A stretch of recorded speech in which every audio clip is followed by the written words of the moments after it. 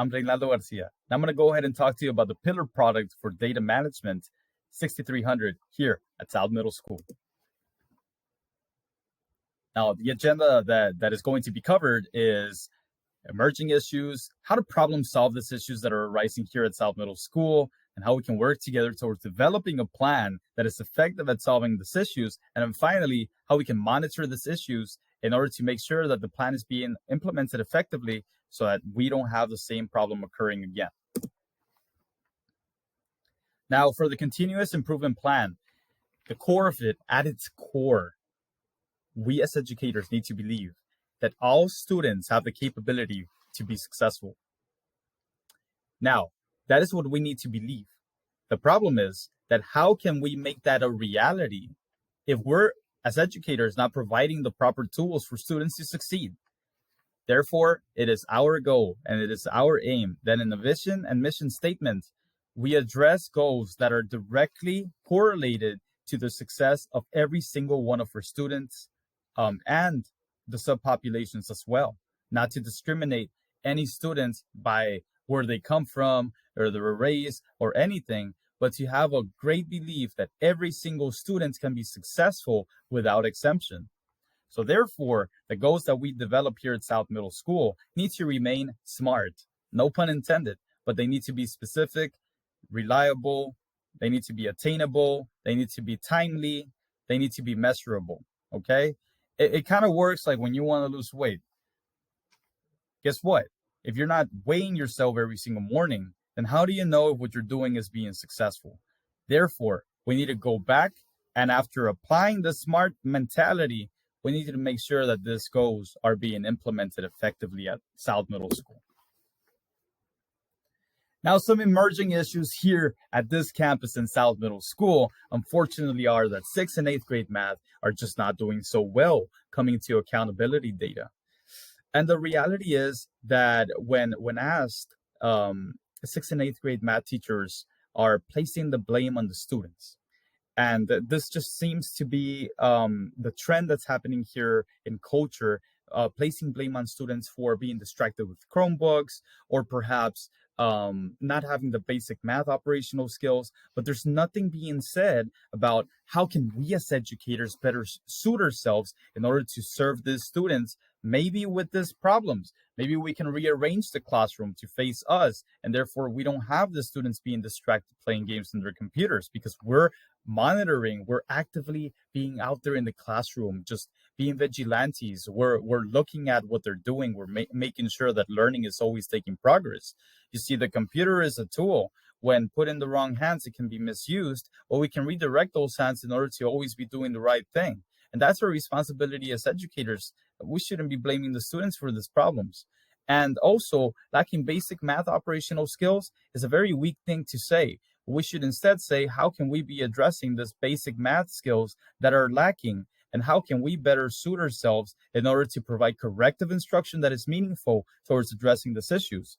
But not only is there a problem in 6th and 8th grade math, but we also have over-identification of our at-risk students, a whopping discrepancy. Mind you, this is a discrepancy of 29.4% of our students are discrepantly identified as at risk, when in reality, we only have about 9% of students not graduating. Therefore, by having this gross amount of over-identification, we're providing a disservice to students that really need the extra help. Now, another issue here at South Middle School is that we don't really have a good sense of socioeconomic issues that can develop in other campuses. So how does this play into mind? Well, when we're comparing our scores to other schools that are nearby here that have a 99% socioeconomic disadvantaged population, and we're comparing ourselves at a 61%, well, we're not really comparing ourselves adequately because we need to be looking at the comparison group of TA instead. Now, why is this? Because students at Hartwell Middle School, for example, here in ECISD as well, may be facing problems such as they don't have a computer at home that has a good supply of internet. Maybe perhaps they have a room stuff with brothers and sisters, such as I went through myself, and they can't really think when doing projects at home. So, you know, there's things that we take for granted nowadays because we're in a good economic stance. Some of the students may not have those privileges at home, and we need to keep that in mind. So when we're comparing ourselves to a lower economically disadvantaged district, well, or school per se here within house, we need to keep in mind that that's not apples to apples. We need to make sure that we don't just say, okay, we're doing good because we're doing good in comparison to this school, but we need to say we're doing good in comparison to the comparison group from TEA. And we need to make sure that staff understand that by the end of the continuous improvement plan delivery professional development session. So how can we problem solve some of these problems? Well, as I already mentioned, corrective instruction is a great tool. Corrective instruction will provide means of reteaching the same thing, but not just in a bland way, but provide differentiated instruction that is attainable for all students to understand, giving a way to not repeat your mistakes, but learning from them. And how can we change our teaching practices in order to best suit our population? Adapting to our students is what corrective instruction is. Now, we can also individually analyze TEKS in order to tell us, hey, there is a deficit in this area, or you know what, students are doing great here, so let's put a little bit of more emphasis on what they're doing bad. Also, we need to make sure we revamp the at-risk system to properly identify students better. And even though this can take a little bit of more money in order to do upfront, research shows that, guess what?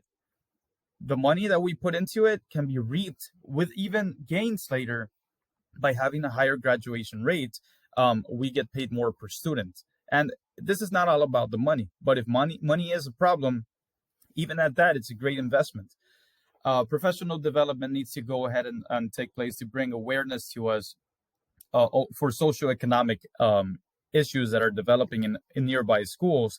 And main thing is changing our perception by instead of blaming the students and pointing a finger at them, we need to look at the three fingers that are pointing back at us and blame ourselves and say, what can we do in order to change this trend, to make sure that we're servicing students better and not just blaming them for things, but what can we do in order to provide corrective instruction, to have a good plan with proper goals in place in order to best suit our students and to make sure that all students are successful. Now, that means that we need to work together. We need to work in unison. We need to work as a team, not administration telling us top-down driven instruction. Hey, this is your mission statement. This is your vision statement. Just go ahead and embrace it. No, because that drives to only compliance-driven instruction. And it's not commitment that educators will show in every single lesson, trying to commit to the goals that they need to embrace. Therefore, if we want to go ahead and construct a good mission and vision statement, we need to do it together. All staff need to be involved, and they need to, at their core, believe that all children can succeed. And that, in turn, is going to allow for all students to just perceive a better culture here in the school and stop feeling blamed for their performance, but they feel that, you know what, my educator is trying their best and they're differentiating instruction. They're allowing us to think peer share, for our EB students, our English emergent bilinguals. They're allowing us to talk with people that we feel comfortable instead of putting us up in front of the class and we're embarrassed by our accents. We're working with the students, one-on-one instruction. We're providing small groups. We're providing differentiated instruction, kinesthetic. We're providing auditory. We're providing visual. We're providing all the sorts of differentiated instruction to make sure that all of our students can succeed. Something that really caught my mind, a little out of the question here, but dyslexia, I was astonished at the fact that when we disservice some of the students, such as dyslexic students, they can become criminals perhaps tomorrow or have a lower graduation rate because, you know what, they felt empty. They didn't feel supported all throughout their school system. So we need to make sure that we don't leave any of the students behind, that we attend to all of their needs and we differentiate instruction for each and every single student here at South Middle School. That means we remain committed and not just compliant. Therefore, in developing a plan, we need to start here in the summer in South Middle School. We need to make sure we develop a data team appointed by administration, people that are interested in gathering data and that they seem knowledgeable. We need to make sure that they're accountable for understanding the continuous improvement plan, and later at the beginning of the year, work with staff in order to make them understand how this works, make them understand what you see in the data, the trends, the patterns that they need to be able to understand in order for them to be able to dig data from the Eduphoria platform here in ECISD, be able to look at the TEKS. Hey, let me see, this actually seems like it needs a little bit of work. This seems great. How can we tailor instruction based on the data? That's what the data teams need to do. And along with administration, ensuring the vertical alignment is a thing across all grade levels and content areas. Ongoing, we need to be gathering data, adjusting lessons, make sure that we're monitoring, feedback system. We're getting this, okay, it's good. All right, let's move on forward. After the school begins, gathering stakeholder perception. How did this work? Let's make sure that it worked, it was efficient. And then you need to make sure that you have a professional development day that says, okay, let's sit down, let's look at the data, let's make sure that this happened, this was successful. And more than that, let's put a chart on the wall that tells us, hey, what tier does our school fall under? How does our staff perceive our school now that this changes took place? Before and after the changes take place, let's go ahead and compare these two charts and see how our school has taken off as a consequence of our plan being implemented.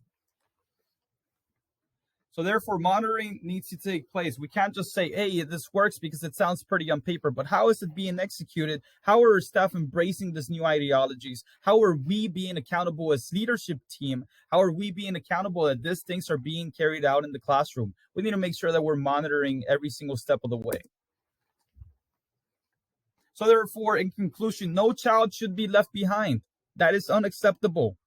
President George Bush signed this into law back in 2002, and it had full bipartisan support that no child should be left behind because all of our children matter. And I told you, I'd quote this again, Dr. Love, educators need to make sure that they teach to a standard to which they want their own children to be taught. Therefore, all staff need to work in unison towards developing goals that are going to make this possible and feasible in every single classroom, not just in science, not just in math, but in every single classroom all across the board. And therefore, all staff will be able to provide the best quality education possible for the children here at South Middle School. These are my references. And Professor, I know this is the last presentation that I'm going to give you, but you know what? I want to do a virtual handshake. So I don't know if you can see me right there, but I want to virtually handshake you, Professor, because I thank you for listening to each and every single presentation that we've delivered. And I want to personally thank you because you're a great professor and you're very kind, you're very meek, and you're very humble considering the great level of education you carry. So thank you, Dr. Aguilar. I am blessed to have you as a professor, and I wish you the best. Thank you, sir. And I will be surely contacting you. I'll take your word if I have any questions. So thank you, sir, very much. God bless you. And thank you.